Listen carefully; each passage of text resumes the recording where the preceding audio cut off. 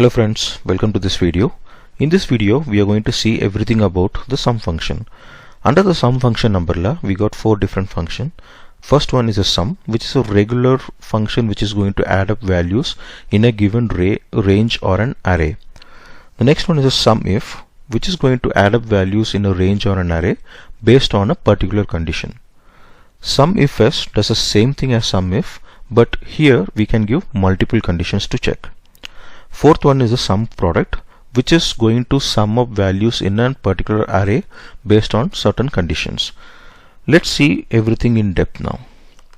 I've created a simple data sheet where we got the dates, the name of the salesperson, which product has been sold, the number of sales that happened for that product on that particular date, what is the unit cost for this product, and what is the total revenue generated.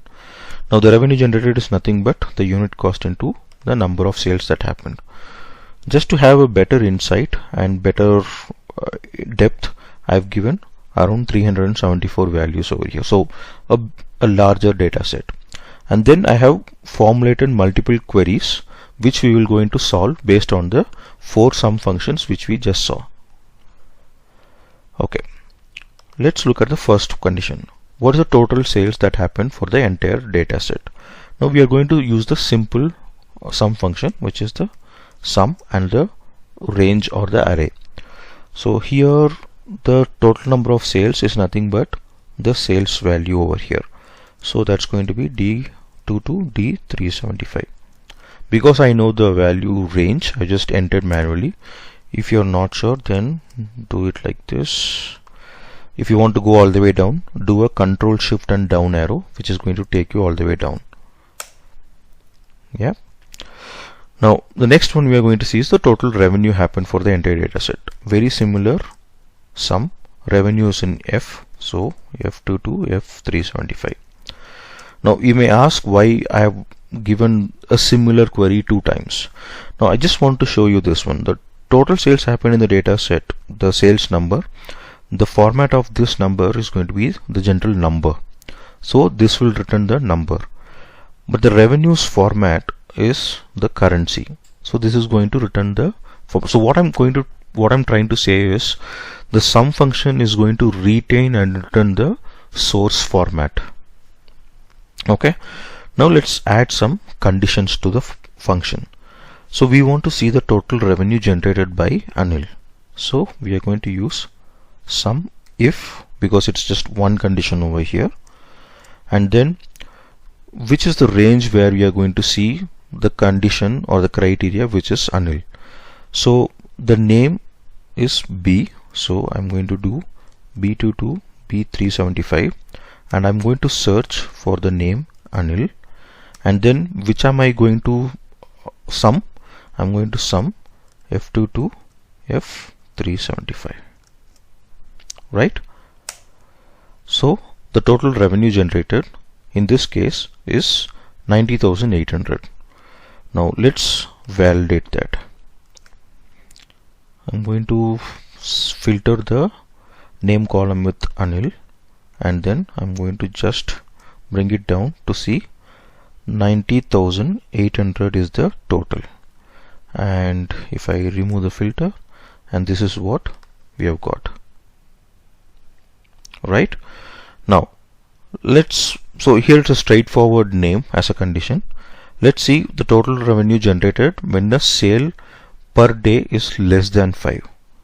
So same sum if the range, the condition here is going to be the sale unit, so the sale unit is here in D, so my range is going to be D2 to D375. What am I going to check? If it is less than 5. And what am I going to add? I'm going to add the revenue, which is F2 to F375. So when the sale per day is less than 5, we are taking only those criteria or those ranges, and then we are summing up, and that comes to this particular value. Now total sales just for a particular car. Okay, same sum if. What we are going to do is we are going to check whether the product name is Ritz or not. So the product is C2. to C375 in our case,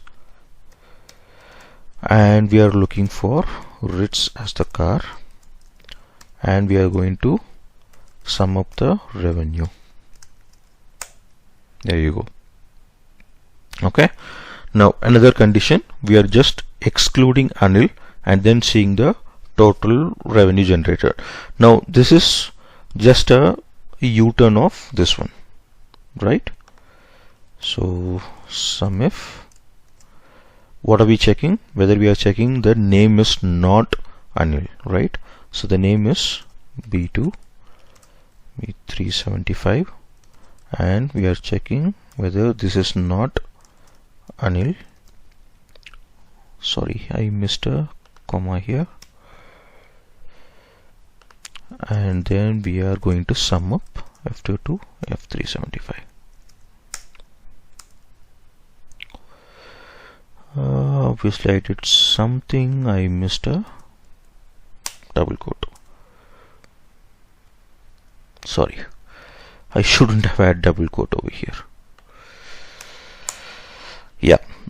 So what we did is we checked the name column and we excluded. So greater than, less than is like not equal to. So is not equal to Anil, and then the sum value is going to be, or some column is going to be the revenue. Right. Now let's add multiple conditions. Now here we are going to see the total revenue generated by Anil. So we are checking the name, and then we are going to check if the product is Ritz. So if you have multiple conditions, then we are going to use Sumifs. Okay. So the slight difference between the Sumif and the Sumifs is, in Sumif we have got the sum range which we are going to add up at the last. In case of Sumifs, we are going to put that sum range, which is our revenue column in our example, in the first place. So be very careful about this one. This is where we all do a lot of mistakes. So Sumif, then the sum range is going to be at the last. Sumifs, then the sum range is going to be at the first.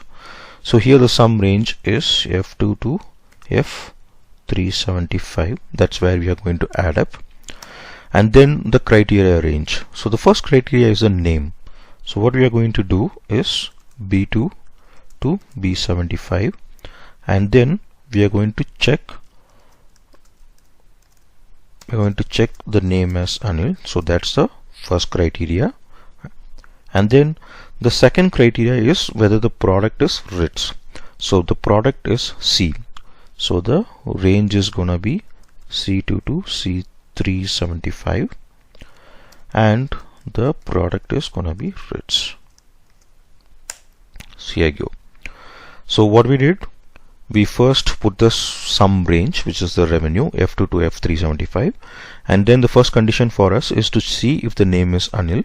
So the name is B, so B2 to B375, and the name Anil, and then we are going to see if the product is Ritz. The product column is C, so C2 to C375 and Ritz. Okay, now let's add another condition. So we'll put three conditions. So Sumifs, and if it is Sumifs, then the sum range is going to become first, so 375. So the first condition here is the revenue generated by Saurav. So the name is going to be B2 to B375, and the name is going to be Saurav.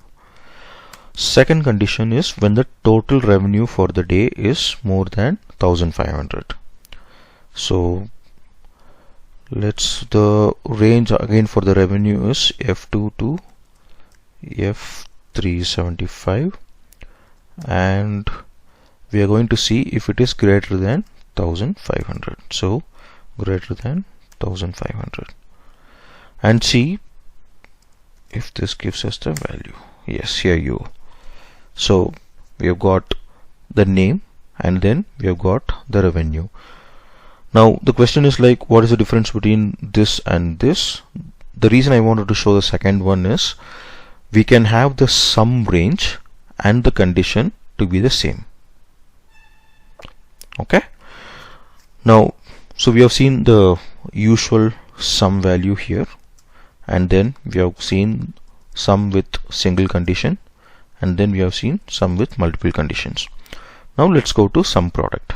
Okay, now this looks very similar to this one, right? So total revenue generated by Anil and then total revenue generated by Rohit. Now here what we are going to do is we are not going to use the Sumif, but we are going to use the sum product. And then I'm going to give two negatives. I will come to this in a moment. And then what we are going to check is we are going to see if B22 B375 is equal to Rohit, and then the array which we are going to sum up is F375. Here you go. Now what is this two negative in front of the condition is nothing but when you enter two negatives in Excel, this is going to assign a true or false values for this particular range. So what this function will do is it will go check for B22 B75 and assign a true value if it is Rohit, and assign a false value if it is not Rohit, and then sum up only the values of the true. I hope you understood this one. Now let's take another example where we don't put the two negatives but we put asterisks. Now here we wanted to generate the revenue for a particular car. So what we are going to do is, now we are calculating here, we are not assuming or we are not taking the revenue column at all. Assume that you don't have revenue, you just have columns A to E, and you want Excel to calculate the revenue automatically for that particular car. So what we will do is we will use sum product, and then the array is going to be B22. Okay, let me quickly introduce something called a name manager. A name manager is going to be a substitute for each and every column or each and every function. Say for example, instead of me writing B22 B75, I can just assign that B22 B75 range as a name. So what I can do is I can select everything, go to formulas, and then create from a selection. Now I've already done that. Let me quickly remove and I will show that to you. So let me delete all this. This probably you can say as add-on for this particular course. So I'm just going to select the entire range and then create from selection. The top row is going to be the name for this particular selection, right? So now if I go to name manager, if I see date is nothing but A22 A375. I'm going to add for all.